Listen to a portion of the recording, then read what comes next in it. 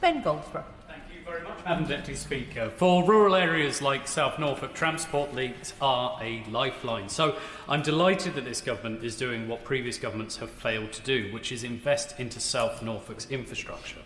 Already I've secured a £200 million investment to upgrade the Thickthorn Junction, shaving valuable life-saving minutes off journeys for ambulances to access Norfolk and Norwich Hospital, which I know will benefit the member for Broadland and Fakenham as well directly.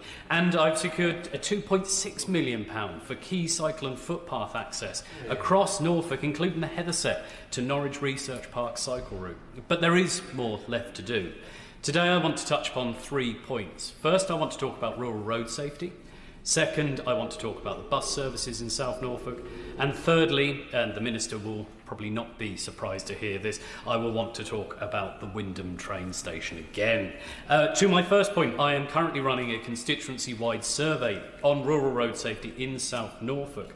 Once the survey has been concluded, I will be sharing my findings with Norfolk County Council, the Police and Crime Commissioner for Norfolk and the Minister for Roads. What is already very clear, however, is that Norfolk roads are not simply fit for purpose. They are unsafe, they are covered with potholes, despite our Labour government increasing Norfolk County Council's budget for pothole repairs to £56 million.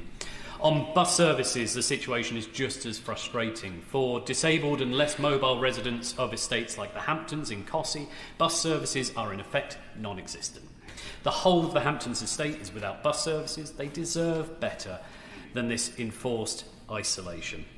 And obviously, I now turn to Wymondham train station. As the department already knows from my many lobbying attempts on this. Currently, platform 2 to the southbound side from Wymondham has no step-free access. It's a Victorian train station that is celebrating its 180th birthday. Anyone with a mobility issue wanting to travel south from Wymondham must first travel all the way north to Norwich, then turn around, travel all the way back down to Wymondham Station. This is completely inefficient. It's isolating and unjust. Once again, the primary victims of poor transport provision are elderly and disabled people. Accessibility upgrades to Wymondham Station are being considered by the Access for All scheme. I realise that the Minister won't be able to comment on any detail about Wymondham Station, but I can think of no better way to prove that this government's dedication to tackle regional transport inequality than to make Wymondham Station accessible for all. Now, for viewers of BBC Politics East, they would expect that all politicians from East Anglia will also want to talk about another aspect of rail use, and that is the Ely East and Hawley Junction upgrade. Now, I will continue to lobby, as I know this is a cross-party issue across the whole of East Anglia.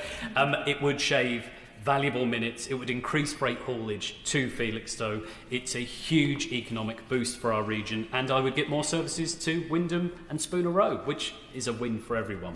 So I would again put that on the Minister's to-do list.